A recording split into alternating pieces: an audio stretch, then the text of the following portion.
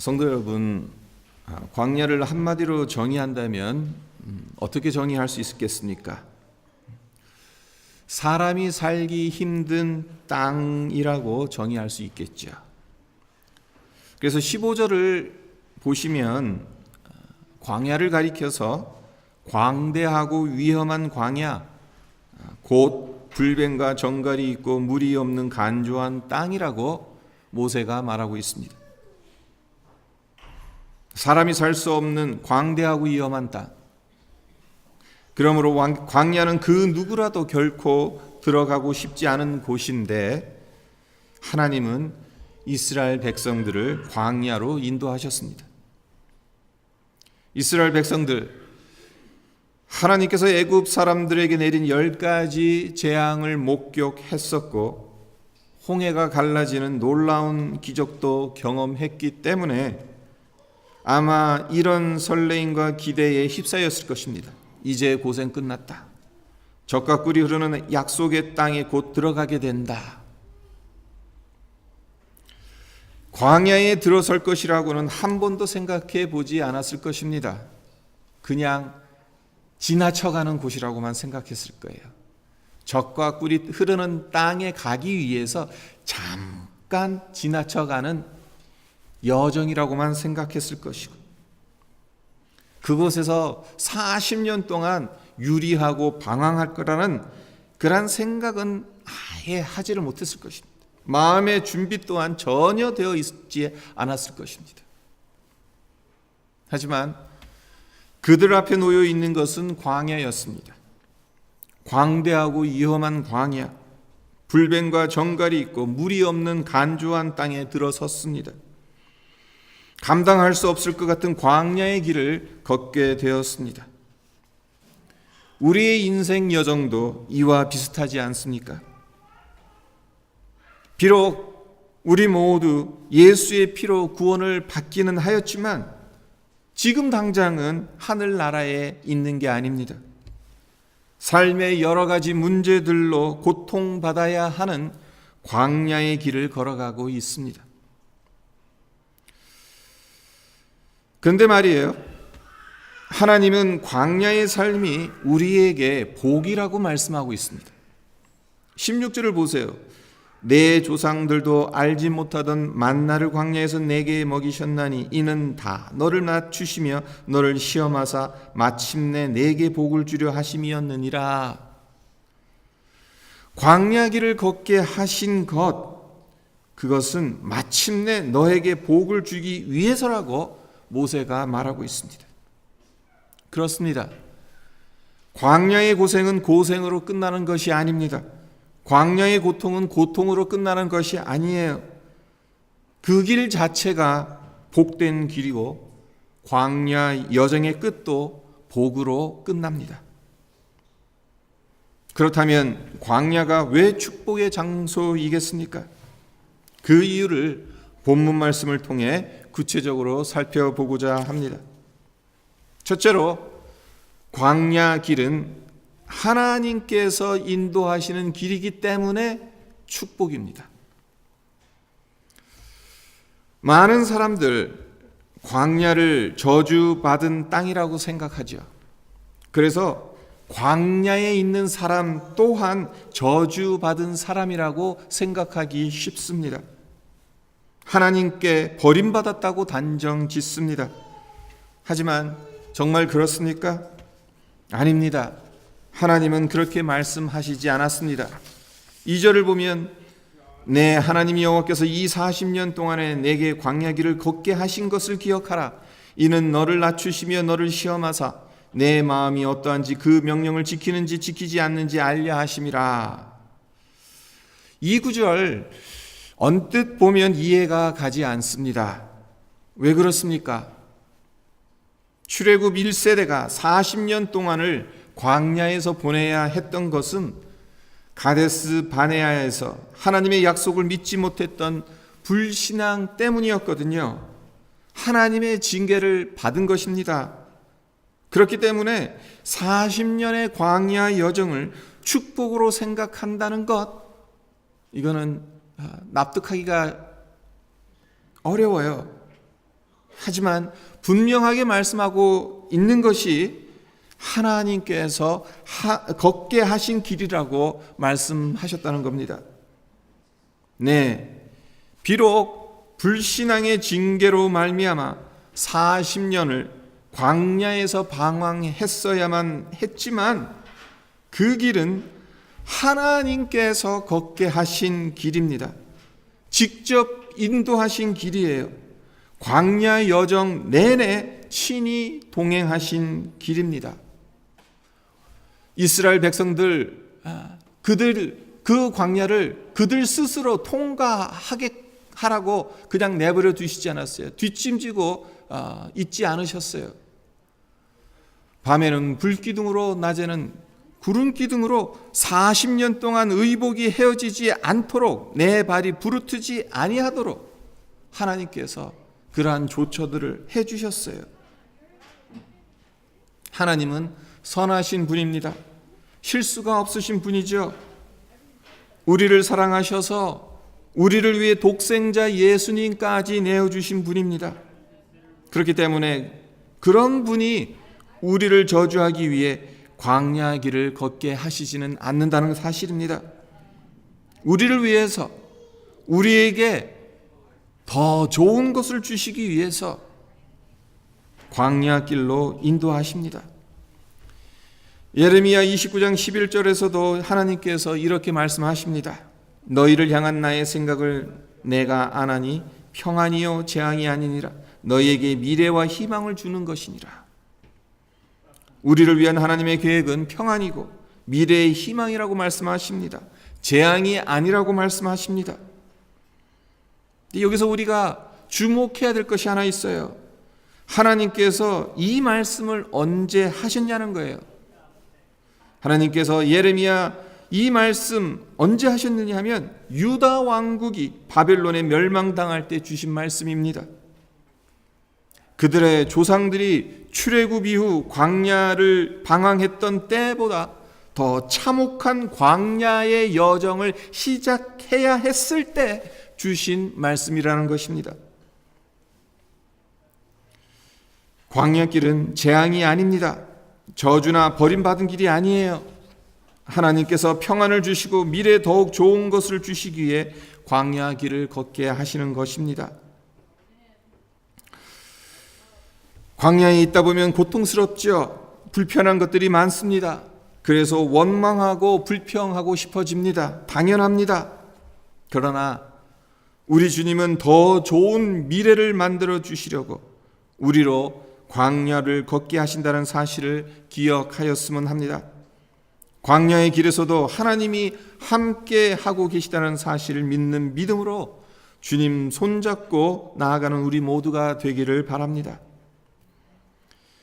광야가 왜 축복의 장소인지 그 두 번째 이유는 우리를 겸손하게 만드는 훈련의 과정이기 때문입니다. 2절을 다시 한번 보면 내 하나님 여호와께서 이 40년 동안에 내게 광야 길을 걷게 하신 것을 기억하라. 이는 너를 낮추시며 너를 시험하사 내 마음이 어떠한지 그 명령을 지키는지 지키지 않는지 알려 하심이라. 하나님께서 우리를 광야로 이끌어 가시는 것은 우리를 낮추시고 우리를 시험하기 위해서라고 말씀하십니다. 우리를 낮춘다는 것, 그것은 우리를 겸손하게 만드신다는 거죠. 우리를 시험한다는 것, 그것은 우리 마음 안에 무엇이 들어있는지를 드러나게 만드는 것이라고 말할 수 있습니다. 우리가 정말 주님 사랑하는지 아닌지, 그 명령을 지키는지 안 지키는지, 우리의 마음이 어떠한지를 시험하신다는 것. 모든 사람들에게 있는 가장 고질적인 영적 질병이 무엇입니까? 교만입니다. 자기를 높이려는 마음입니다. 에덴 동산에서 아담과 하와가 선악과를 따먹게 되는 결정적인 이유가 어디에 있었습니까? 하나님과 같이 되려는 교만에 있었습니다. 그들 자신이 하나님 되려는 마음을 먹었기 때문에 선악과를 따먹게 된 것입니다. 네. 이 마음이 깨어지지 않으면, 하나님 앞에서 우리의 영혼은 결코 건강할 수가 없습니다. 교만한 마음이 깨어져야 하고, 그리고 이것을 위해서 광야가 필요한 것입니다. 광야는 교만한 마음을 낮추고 겸손하게 만드는 곳이죠. 그 이유가 무엇이겠어요? 왜 그렇겠습니까? 광야에선 내 힘으로 할 수 있는 것이 없거든요. 내 마음대로 되는 것도 없거든요.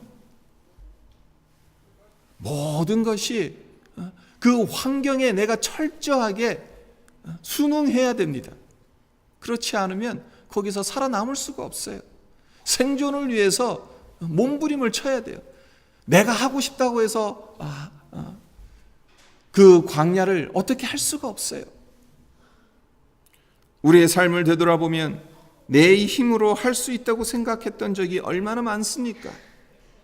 내 뜻대로 되어야 한다고 생각됐던 때가 얼마나 많나요? 그런데 고생해 보면 내 뜻대로 되는 게 아니구나 하는 깨달음을 얻게 되지 않습니까? 사실 내 뜻대로 안 되니까 그것이 고생인 거죠. 내 뜻대로 된다면 우리의 인생이 무슨 고생이 되겠습니까? 하지만 그런 깨달음을 통해서 배우게 되는 것이 겸손이지 않습니까? 그전에는 내가 마음 먹은 대로 이 세상이 내 중심으로 흘러갈 거라고 생각했는데 그렇지 않다라는 사실. 내가 낮아지게 되는 거죠. 교만은 패망의 선봉이지만 겸손은 은혜 받고 축복받는 지름길입니다. 우리가 겸손해지면 하나님께서 풍성한 은혜를 내려주십니다.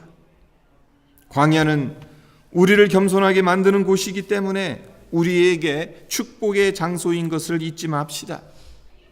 또 하나, 광야에서 우리를 시험하신다고 말씀하시는데 우리 마음 안에 무엇이 들어있는지를 드러나게 하는 곳이 광야예요. 태풍, 허리케인, 이것을 반길 사람은 아무도 없을 것입니다. 태풍이 불면 침수도 되고 건물도 훼손되고 작물도 망가지는 등 인간에게 막대한 경제적 피해와 손실을 가져다 주지요. 태풍이 불어 닥치면 굉장히 고통스럽습니다. 하지만 태풍이 불지 않으면 어떻게 될까요? 인간의 관점에서 보면 좋을지 모르겠지만 전 지구적으로 보면 결코 좋은 일이 아니라고 합니다. 적도 근처에 남아도는 에너지를 고위도 지방으로 운반하지 못해서 에너지 불균형을 초래한다고 해요. 쉽게 말해서 정체가 되는 거예요. 고이는 겁니다. 그런데 무엇이든지 고이게 되면 좋은 게 아니잖아요. 썩게 되잖아요. 바닷물을 섞어줘야 플랑크톤이 잘 자라고 그래야 해양 생태계가 건강해지는 법입니다. 이와 같은 이유로 해서 태풍은 반드시 필요합니다. 광야 역시 마찬가지라는 거예요.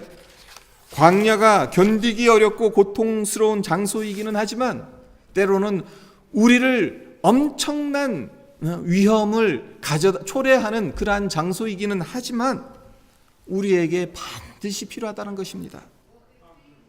평상시에는 그 사람의 진면목을 알기가 힘듭니다. 하지만 위급할 때 그 사람의 본색이 드러납니다. 진짜 모습을 볼 수 있습니다. 하나님을 경외하고 하나님의 말씀을 정말로 순종하는지 아닌지를 광야에서 발견할 수 있는 겁니다. 하나님을 신뢰하고 있는지 아닌지가 적나라하게 드러나는 장소, 그곳이 광야예요. 그리고 이렇게 내 속에 있는 본색들, 나도 잘 몰랐던 악한 것들, 불신앙의 마음이 적나라하게 드러나야 그것들을 바로 잡을 수 있게 되고 더 큰 믿음으로 성장할 수 있는 것입니다. 성도 여러분, 여러분은 삶이 힘들 때 어떻게 반응하십니까? 힘들고 어려워서 낙심하고 실망하며 화를 냅니까? 다른 사람 탓으로 돌리고 세상적인 방법으로 해결하려고 하지는 않습니까? 만약 그런 부분들이 있다면 그것이 우리 자신의 영적 현주소이고 하나님께서 그런 모습을 드러내 주시려고 광야 길을 허락하셨다는 것을 깨달아야 합니다. 그리고 그것을 고치고 내 영혼을 건강하게 가꾸어 갈 수 있도록 하나님께서 주신 기회라고 여겨야 광야의 여정이 우리에게 복이 되는 거예요. 광야 길에 들어섰을 때 불평하거나 원망하는 것 어쩔 수는 없습니다마는 그 광야를 겸손과 순종함을 훈련시키는 기회로 삼을 수 있기를 바랍니다. 광야가 왜 축복의 장소인지 그 이유가 첫 번째 하나님께서 인도하시는 길이기 때문이고 두 번째 우리를 겸손하게 만드는 훈련의 과정이기 때문이라고 이제껏 말씀드렸는데 세 번째 이유는 광야 길은 하나님만 바라보게 하기 때문에 축복의 장소인 것입니다. 3절을 보세요. 너를 낮추시며 너를 줄이게 하시며 또 너도 알지 못하며 내 조상들도 알지 못하던 만나를 내게 먹이신 것은 사람이 떡으로만 사는 것이 아니요 여호와의 입에서 나오는 모든 말씀으로 사는 줄을 내가 알게 하려 하심이니라. 광대하고 위험한 광야, 하나님은 왜 자기 백성들을 애굽에서 끄집어내셔서 광야 길로 가게 하셨을까? 그것은 하나님의 말씀으로 사는 법을 배우게 하시기 위해서입니다. 생명의 원천이 하나님이시라는 것을 분명히 깨닫게 만드시기 위해서입니다. 떡을 먹는다고 사는 것이 아닙니다. 밥을 먹는다고 영원히 사는 것도 아닙니다. 사람이 영원히 사는 길은 하나님의 말씀에 믿음으로 순종하는 것입니다. 광야에 서게 되면 하나님만 바라보게 되죠. 하나님만 의지할 수밖에 없습니다. 하나님이 주시는 만나를 먹고 하나님이 주시는 물을 먹고 하나님이 보여주시는 구름 기둥과 불 기둥을 따라 이동할 수밖에 없습니다. 다른 것을 볼 수 없습니다. 오직 하나님만 바라보며 따라가게 됩니다.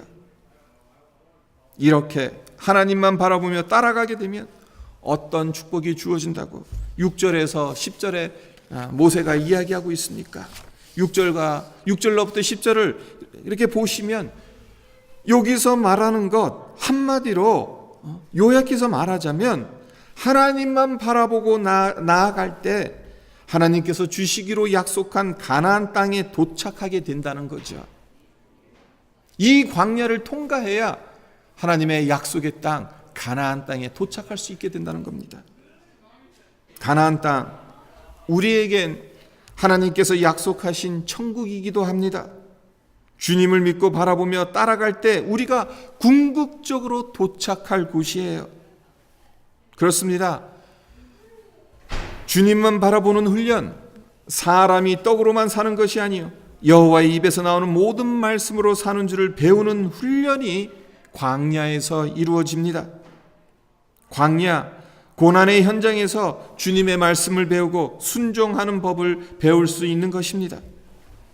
시편 119편 71절을 보면 고난당하는 것이 내게 유익이라 이로 말미암아 내가 주의 율례들을 배우게 되었다는 고백이 나옵니다. 고난당하니까 나를 돌아보게 되고 잘못하고 불순종했던 일들을 회개할 수 있는 겁니다. 고난에 직면하지 않았더라면 결코 회개하지 않았을 것입니다. 내 일에 바쁘고 내가 하고 싶은 일들에 분주했지 주님을 바라보지 못했을 것입니다. 하지만 고난에 직면하니까 하나님을 바라보게 되고 하나님을 바라보니까 회개하고 주님의 말씀을 붙들고 살아가게 되는 것입니다. 김기동 목사님을 여러분들 잘 알고 계시죠? 고구마 전도왕으로 유명한 분인데 이분이 처음부터 주님을 잘 믿은 것은 아니었다고 합니다. 주일 예배도 잘 드리지 않았던 분이라고 해요. 어느 주일엔 예배 드리러 가자는 부인에게 말로는 그렇게 하자고 대답하고선 자동차 운전되는 고속도로로 향했다고 해요. 그러니까 놀러 가려고 했던 거죠. 근데 그날 대형 교통사고를 당했습니다. 살아난 게 기적일 정도로 큰 사고였다고요. 그 과정 속에서 이분이 깨닫게 된 것이 하나님께서 살려주셨다는 사실을 깨닫게 되었다는 겁니다. 그래서 정말 하나님 앞에 무릎 꿇고 회개했습니다. 이름은 교회에 걸어놨는데 믿는 사람답게 살지 못하고 하나님을 섬기지 못했던 것을 회개하고 정말 열심히 신앙생활하기로 결심했다고 합니다. 교회 목사님이 전도하라고 하니까 순종하고 전도하기 시작합니다. 그래서 교회에서뿐만 아니라 정말 전국적인 전도왕이 되고 나중에는 목회의 부르심까지 받아서 목사님까지 되지요. 그 사고가 없었다면, 고난이 없었다면 이분은 세상의 즐거움을 계속 누렸을 것입니다. 주일마다 어떻게든 아내 몰래 다른 곳으로 놀러 가려고 그러했겠죠. 그러나 하나님을 바라보는 삶으로 돌아오지는 못했을지도 모릅니다. 하나님은 교통사고로 죽다 살아난 광야의 길을 허락하셨고, 그래서 그 광야에서 하나님만 바라보는 믿음의 축복을 누릴 수 있게 되었던 것입니다. 그리고 그 결과 하나님께 귀하게 쓰임받는 인생이 되었던 것입니다. 그렇습니다. 얼마나 많은 사람들이 이와 비슷한 간증들을 합니까? 그 시간, 광야의 길을 통과했을 때는 너무나도 고통스럽고 참 어떻게 해서든 빨리 이 길을 벗어나고 싶다라는 그런 생각이 들었는데, 그 시간이 있었기 때문에, 그 광야가 있었기 때문에 하나님을 만날 수 있었다고, 하나님만 바라볼 수 있었다라는 간증을 우리가 얼마나 많이 듣습니까? 광야는 축복의 장소입니다. 하나님만 바라보는 믿음을 배울 수 있기 때문에 광야는 복된 곳입니다. 성도 여러분, 우리 모두는 어떤 형태로든 광야를 지나가고 있다라고 말할 수 있는데, 그것이 얼마나 큰 축복인지를 깨달았으면 합니다.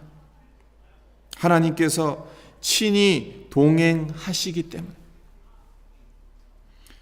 광야는 힘들고 고통스럽기 때문에 하나님께서 그만큼 더 많은 관심으로 우리와 함께 하신다는 사실을 기억했으면 합니다. 우리는 자꾸 좁은 우물에서 우리의 느끼는 것들, 우리가 생각하는 것들에만 집중하는 경향이 있어요. 고통스러우니까, 힘드니까.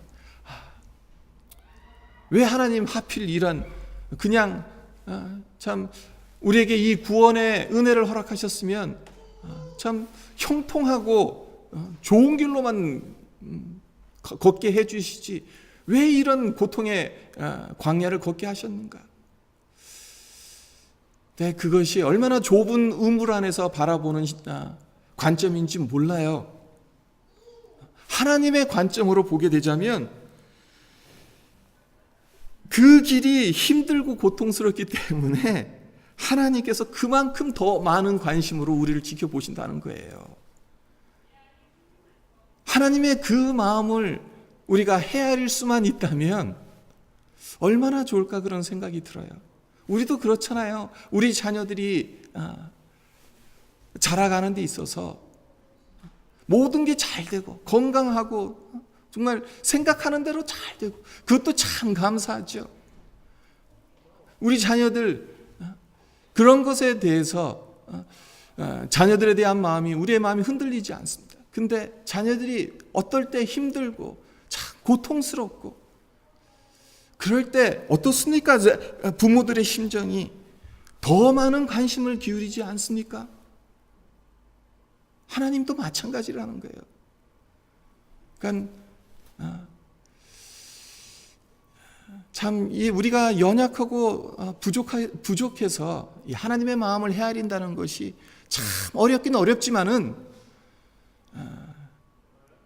이 광야의 여정이 하나님께서 그만큼 더 큰 간심으로 우리를 대하신다라는 사실 우리가 기억했으면 합니다.